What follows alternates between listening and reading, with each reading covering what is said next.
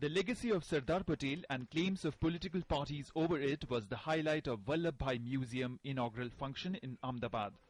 Prime Minister, who had come down from Delhi, praised the Iron Man for his principles of secularism and integrity of the country. Sardar Patel जी का नजरिया पूरी तरह से secular था। उन्हें भारत की अखंडता में गहरा विश्वास था। मुझे इस बात की और भी खुशी है कि मैं जिस राजनीतिक दल का सदस्य हूं, सरदार पटेल का संबंध भी उसी राजनीतिक दल से रहा था। उन्होंने जिंदगी भर भारतीय राष्ट्रीय कांग्रेस को मजबूत बनाने के लिए भरपूर काम किया। The Prime Minister also said that there were few differences but more commonalities between India's first PM Jawaharlal Nehru and Home Minister Sardar Patel. Pandit Jawaharlal Nehru के नेतृत्व में आज़ादी के बाद जो सरकार बनी, उसमें सरदार पटेल उप प्रधानमंत्री रहे।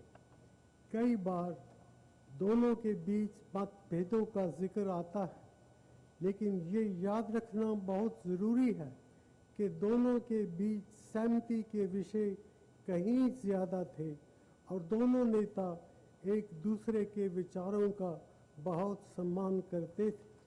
Narendra Modi, the only BJP leader on the stage, praised Patel for being a visionary. Modi also said that had Patel been the first PM of India, things would have been different. Modi hailed Patel for ensuring reservation for women in 1919. 1919 में वो एक प्रस्ताव लाए थे और local self government में women reservation का प्रस्ताव यहां पारित करवाया था। सरदार साहब ने सर्वसम्मति से पारित करवाया था। 1919 में भी विमेन रिजर्वेशन की सोच रखने वाले सरदार साहब कितना दूर का सोचते होंगे, ये इसको देखते लगता है कि सरदार साहब हमें क्या कुछ दे सकते थे। The Congress hid back, with Union Minister Dinsha Patel taking a swipe at Narendra Modi.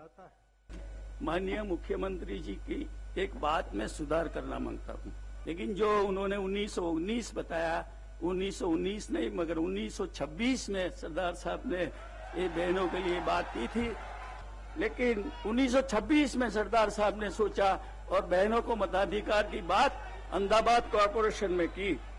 As general elections approach, the war of words between the Congress and the BJP over Sardar Patel is getting sharper with time. From Ahmedabad, Dharmendra Tiwari's report for DD News.